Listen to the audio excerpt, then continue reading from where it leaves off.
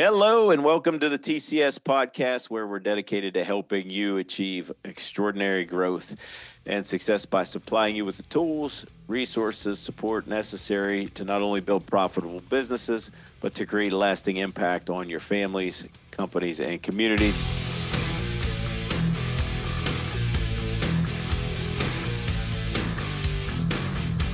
I'm Eric Guy, host of the TCS podcast and director of learning and development for the top Contractor School. With us today is one of our lovely members. Hasn't been a member too long, but is making a big impact. Dejah Anderson from Anderson Striping and Construction. Welcome. Thank you. Nice to be here. Yeah.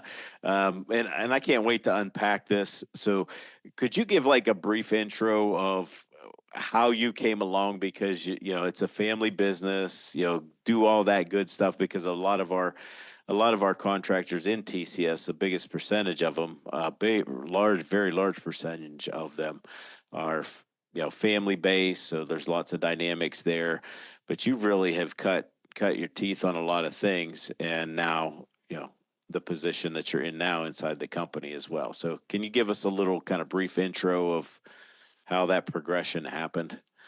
Sure. Well, let's see. My parents started the business back in the 80s. They started a striping company with like a house sprayer and some boards, and convinced a lot of business owners in our area to use them to stripe. And slowly but surely, they really built it up to where we are today. So now we operate across, I believe, 7 states now in the Western U.S. And my brother and I just grew up watching them, have a lot of sacrifices they made, a lot of time spent. They were really dedicated. So we got to see that modeled our whole lives until we joined. So Yeah. And you're in Hawaii too, right? yes, and we just added that license as well. Yes. Yeah. So that's where I want to go with you. I'm going to get there. Let's do it. uh, but I mean, you've had to like do it. Like you've been in the trenches, you've worked your way up, and now the position that you hold now, right? Uh, you're the COO. Yes. Okay. So you didn't start there though. Oh, no. No. Take us back of how you learned and the steps you went through to get to where you're at. Sure. So when I was growing up, I really was not interested in construction. It was just kind of this thing my parents did, and I thought it was kind of embarrassing because, like, Oh. a lot of people called it stripping because they couldn't read. So, um, so kids. So, when I was about 18, though, that was back kind of during the Great Recession. So a lot of construction companies were going under, and we luckily didn't, but I could see my parents really begin to struggle, and I wanted to help them. So they kind of let me come in the office and just do whatever I could to help, which was not very much at the beginning. I was answering phones, but I was so shy at that point that like I had to have a script to be able to take customer calls. So I've come a little way since then. Um, I kind of just came up through all of it. I started meeting clients with my dad, going out to job sites, seeing the work, started learning dispatch, some estimating, went into project management, then kind of went back into more of the administrative and accounting side, and then kind of just began to really work with the operations team on more overall strategy, and then into marketing and business development. So been all over the board in the last 15 years. Yeah. Like, how did you know you wanted to be more involved? Like you wanted to help initially, which was just more probably out of the kindness of your heart. But when did it click where you were like, hey, I think I want to do this? I feel like that goes back to visiting the job sites with our crews. I have to say that's still one of my favorite things to do, because when you get to really interact with our workforce in the industry that we do, which is kind of a specialty sort of group of people, I think that was just really inspiring. And I just saw how much passion they had for the striping at the time, or the seal coating. And it just made me realize that I wanted to be a part of this. And it was exciting, right? Because it's not something growing up, as a especially as a woman, that you necessarily look forward to being in like the construction industry. And even though my parents did it, it wasn't something that I had necessarily picked out. But as soon as I got to be around the workforce and the clients and see the pace and the dynamic movement of the industry, I was hooked immediately. So Here's a question for you. What's something people wouldn't guess about working in striping and construction?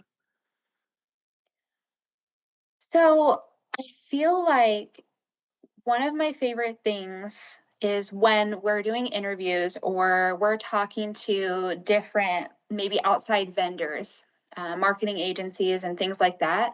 How many people don't realize that striping, particularly, even exists?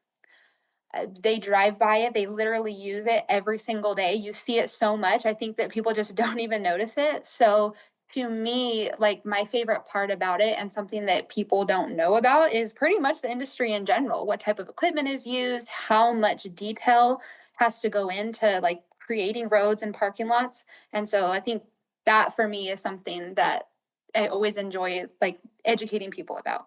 Yeah. Yeah. And you're right. Many people don't notice that. I know we were just driving down our road the other day and they redid the striping just for the railroad crossing. Yeah. Right. And I was like, oh, that's new. And my wife's like, what's new? Like, Yeah. yeah, okay, but I'm just in it more like with all of you guys. And I was just like, yeah, that's it looks yeah. So anyhow, Good. And but it's really important, right? We say oh on yeah, here, we say striping saves lives because it, yeah. it does. I mean, having stop signs and railroad crossing signs and crosswalks and center line, it's very Bike important. lanes Bike now, like lanes, yeah, yeah, I mean very critical. Yeah. yeah, yeah, yeah, you don't realize it until you start paying attention to it, Hmm. right? Yeah, Yeah. absolutely.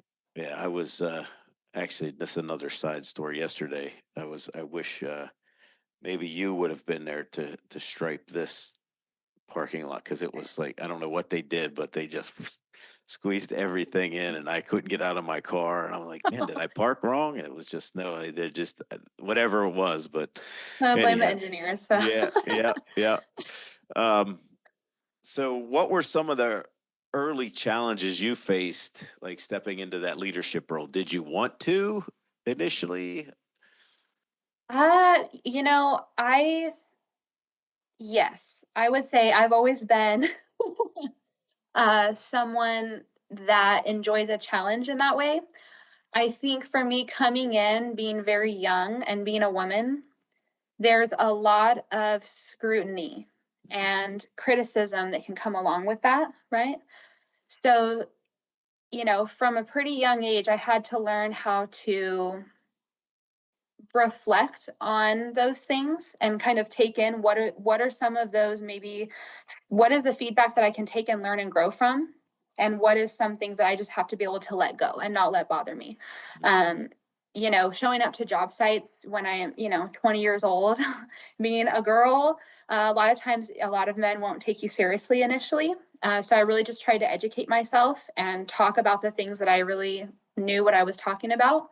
And I think that that really helped me come a long way in developing that confidence as a leader. What's something your family taught you that stuck with you as a leader? Oh, many things.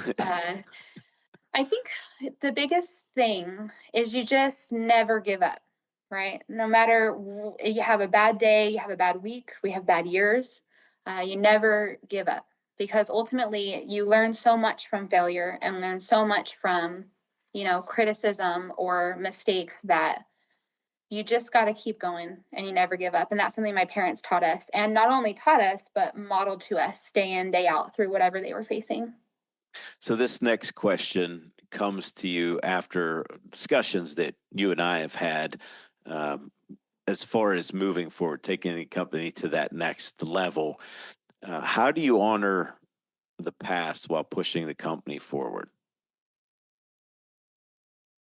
You know, my parents, who were the entrepreneurs that founded the company, I think that my brother and I, we take it very seriously to continue using the core values that they really used to begin and grow the company.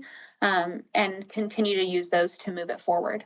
So some things may look different as we continue to grow and scale technology wise, different types of decision making, passive growth, but those values are something that we want to hold on to always. So That was a great answer. thank you. So let's get more into, again, any advice you have, like family and things like that, because you're a mom too, right? I am, yes. Yeah. Two little kids. Two little kids. How old? My daughter's 6 and my son's 5. Yeah. So got two little ones at home, works with brother, right? You got all these dynamics going on. The company's getting bigger. So what's the biggest challenges of working with family? I do the same thing, so I'm just as guilty. I enjoy it most of the time, and I think you probably say the same thing. And I think most of our TCS members would say the same things. But hey, we know there are challenges working with family. What are some that come up for you? Uh, I think, my mom, my dad, and my brother and I are all leaders, I would say. Right. So that can sometimes, there can be friction or conflict in between. We all feel very strongly about what we believe in and the ways that we think we could solve different problems. So that's probably the biggest challenge. But at the end of the day, we're just all so passionate about our mission here and what we're doing and about the people that we're building and growing. Sometimes it's just taking a step back and having a little reset, maybe getting some lunch outside the office, you know.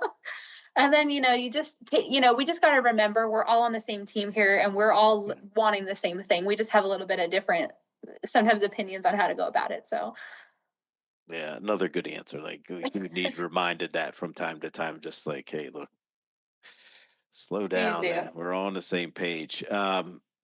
As far as, is there any advice that you would give?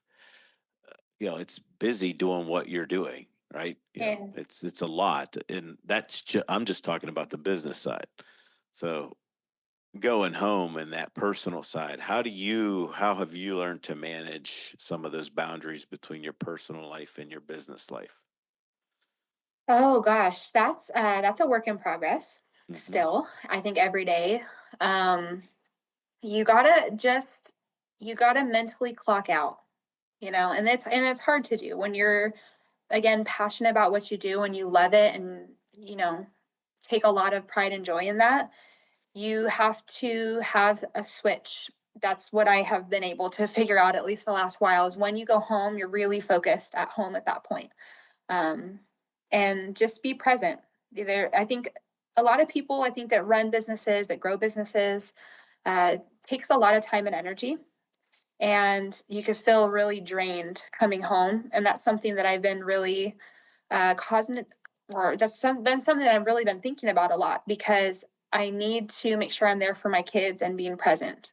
And not try to push too much when I'm at home and keep up with every single activity or every single thing I might want to do. You got to mentally clock out and let the business rest for the evening. So do you make those two little ones work during the summer? Uh, well, actually, I'm just kidding. My son loves the equipment. The other Oh, day I he bet he actually does. got up. We were at the yard, and he got up and on the Leeboy paving machine and was messing, like trying to play with the controls and stuff. I got some pictures. It was great. So he's Uh, definitely going to be third generation, I think. oh, okay. You'll have to share some of those in the app. The folks would love that, to see Okay, that. I Yeah, will. that Yeah, that would be awesome. Yeah, I would love that. I do. he's a natural. So. Yeah, that's great. Um, so what are some of the rewards that you see actually as being part of a more of a family run company? Oh man, it's numerous, right? You get to be around the people that you love and that love you every single day. You come to work and you know that you're not just there to clock in, for someone else. That that relationship is long and lasting and that everyone really cares no matter how much we may disagree sometimes, right? We're always there for each other. Plus as an adult too, my brother and I get to see my parents a lot, and that's really wonderful to have that relationship with them. So, Any other family members in the business with you? not currently. That Carol? So how do you like speaking of those two little ones, let's go back to that. Like if there would be that next generation, but the next generation just in general, especially young women, because we've been fortunate. I forget sometimes because I think I feel fortunate to be in as part of Top Contractor. There are a lot of women involved. Mhm. And so sometimes I forget, right? After a while, you forget. It's like, well, it's hard. Like I see you, and so like I think there were 5 or 6 on the call we just had, right? The inner circle Yep. call, and sometimes you take that for granted and forget. But how do you set an example for that next generation, especially like young women looking to lead in construction? Hmm. I think my advice, especially to women who want to get into construction, is you can't be afraid to challenge the status quo. You have to be confident in yourself, learn a lot, and be really humble. I mean, I think that goes for men too, but I think the longer we spend learning and trying really to understand the industry, the technical aspects of it, the clients and the workforce, the more we are able to speak on it and help lead with confidence. But we should also be driving to always, again, challenge what the existing structures are. We need more women in construction. It's our workforce is going to face some shortages coming up. Hmm. And women could help fulfill a lot of those roles if we, as an industry, I think, begin to be a little bit more open to the types of um, roles that they can have, especially regarding work life balance, right? Having children, both for both men and women, that can be a struggle to try to work the type of hours that you have to in construction, whether it's in the field or running a business as well. And so I think the sooner we begin talking about that as an industry, that's really when those gates open up and we can get more women in. Yeah, we're giving some great answers today. You're on a roll. Uh, can we talk TCS for a little bit? Yeah. How did you first learn about Top Contractor School, and what made you decide to join?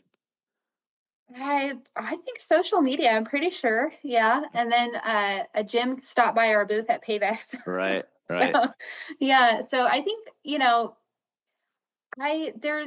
it's hard to find, at least where I'm located and our business is like headquartered out of, there's not a ton of peer groups when it comes to this industry. And then trying to find additional education and mentorship beyond, traditional schooling is rather difficult. So when I saw TCS, I kind of had my eyes on it for a little while and wanted to join because it's so specific to, again, this small kind of specialty group of contractors Mhm. that, like I said, when I saw Jim and talked to him at Payvex, it just kind of made it obvious to me that this is the direction that I wanted to go with it. So, Yeah, that's good. Yeah, and with that in mind, what are so you've been a member for how long now? 3, 4 months, I think. Okay, Yeah. yeah, and uh, why I say that is I want to preface it that because the folks that show up for the calls and the meetups and the retreats and get on with coaching and things like that. Like we have a coaching session with your whole team tomorrow, Yeah, we which do. is exciting. And the more you're involved, the we see those companies um, continue to grow and put better processes in place and get back to what you were talking about, like good work-life balance, some boundaries and things, being able to enjoy that time with family and working with family. But what would you say are, currently some of your specific takeaways that you've made because of your involvement with TCS?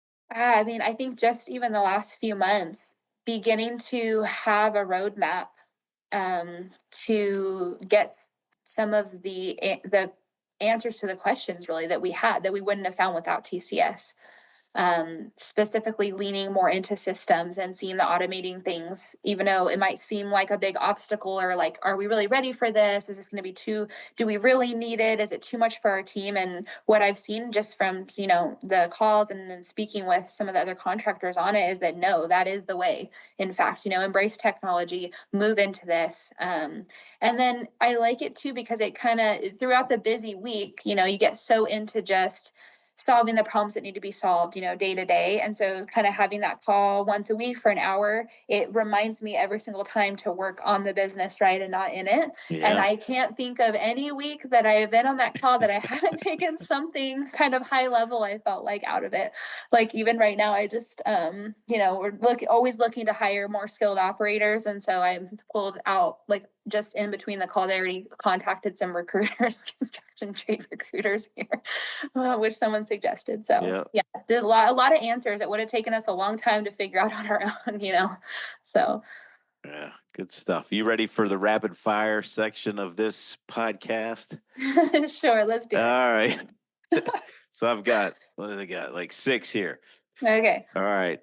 And this the first one I'm anxious to hear what it is. So one word that describes your leadership style. Oh, resilient. Okay, I love it, love it, love it. Favorite tool or software in your daily workflow? Chat GPT. Oh, okay, good. Go-to podcast or book for growth. Traction. All right, Yeah. wonderful. All right, good one. Most underrated skill in the construction industry. Oh, emotional intelligence. You're banging these. Woo. Best advice you've ever received from a mentor. Serve others first. And then finish this sentence. At the end of the day, success looks like. I think empowering other people and creating lasting legacies. Whew, that's good stuff. Wow, Thanks. those are good things. Yeah. So before we wrap this up, there's one more question I have for you. What's one thing you're most proud of so far in your journey? I have to honestly say our team and how far we've come in all the years we've worked together and what we've been able to achieve together. That's by far what I'm most proud of. Good. And then any final encouragement for young leaders, especially in family businesses, if they're listening to this? Definitely enjoy the ride. You got to love what you do. Well, those were all great answers today. I'm actually a little bit inspired here. So Okay. thank you for that. Thank you for the time, and hopefully we can have you back on sometime in the future. But appreciate your thoughts and your answers. Always valuable, and thank you for being a great member of TCS. We really appreciate it. Thank you, Eric. Thank you for having me. Yep. That's all, guys, for the TCS podcast. Until next time, keep leading, keep growing, keep winning. We'll see you next time.